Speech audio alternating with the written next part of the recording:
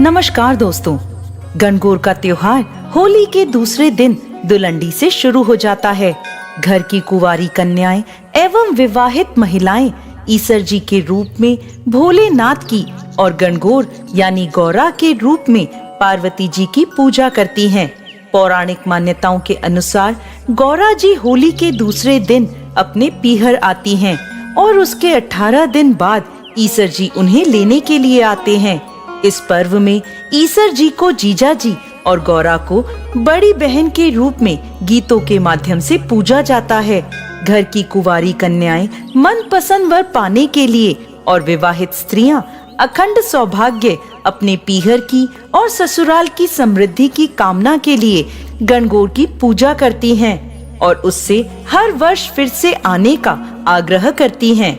गणगौर के पर्व की पौराणिक कथा के अनुसार एक समय भगवान शिव और माता पार्वती को पृथ्वी पर भ्रमण के लिए आना था। शिव जी ने पार्वती जी से पूछा, आप 12 महीने के रास्ते से चलेंगी या 6 महीने के रास्ते से?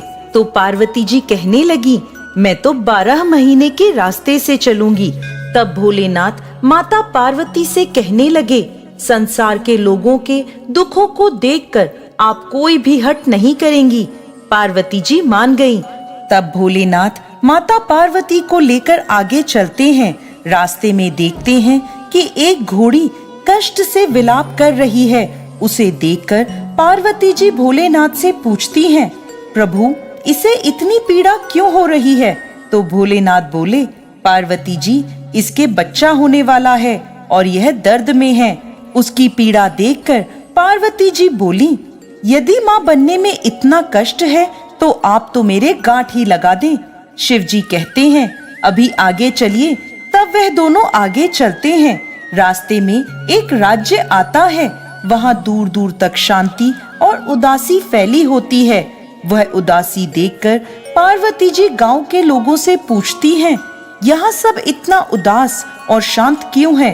तो गांव के लोग कहते हैं, हमारे नगर की रानी माँ बनने वाली है, इसलिए हमारे घर में उदासी छाई है। पार्वती जी सोचती हैं, माँ बनने में इतना कष्ट है। वो शिव जी के पास जाकर कहने लगी, प्रभु आप तो मेरे गांठ ही लगा दें। भोलेनाथ कहते हैं, पार्वती जी यदि एक बार आपके गांठ लग गई तो दोबारा खुल नहीं सकती। अभी आप आगे चलें। वह दोनों और आगे बढ़ते हैं तो देखते हैं रास्ते में एक गाय के पीड़ा हो रही थी। उसकी पीड़ा देखकर पार्वती जी फिर बोली, प्रभु माँ बनने में तो इतना अधिक कष्ट है, आप मेरे गांठ ही लगा दें। पार्वती जी हठ करने लगी। तब विवश होकर शिव जी ने पार्वती जी के गांठ लगा दी। अब वो दोनों आगे बढ़े तो एक गांव में पहुंचते हैं। उस दिन गणगौर का व्रत था। बगीचे में गांव की औरतें गणगौर का पूजन कर रही थी। पार्वती जी को देखते ही वह सब उनके पास आ जाती हैं और उनका पूजन करने लगती हैं।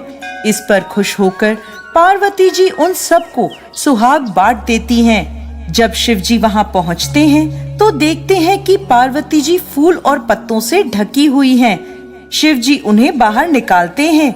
इतने में कुछ ही देर में वहां ब्राह्मण और बढ़ियों की औरतें आती हैं जो पकवान बनाकर 16 श्रृंगार करने के बाद पूजा करने आई थी, जिसके कारण उन्हें पूजा करने में दोपहर हो जाती है। वो भी पार्वती जी को देखकर उनकी पूजा करने लगती हैं।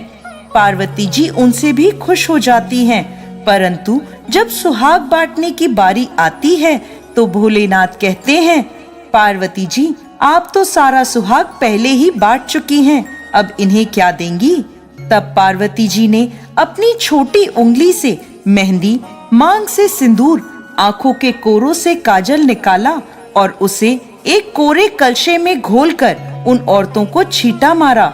इस तरह उन सभी को सुहाग देकर वो आगे बढ़ते हैं।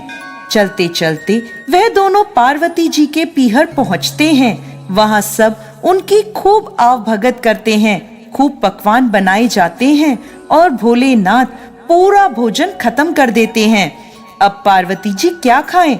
तो वह बथुए का साग खाकर पानी पी लेती हैं।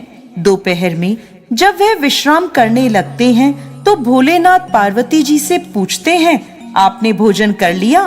पार्वती जी कहने लगी, जी हाँ, जो आपने खाया वही मैंने भी खा लिया। पार्वती जी के सो जाने पर भोलेनाथ उनकी नाभि का ढक्कन खोलकर देखते हैं कि पार्वती जी ने क्या खाया, तो उनके पेट में बथुए का साग और पानी दिखता है।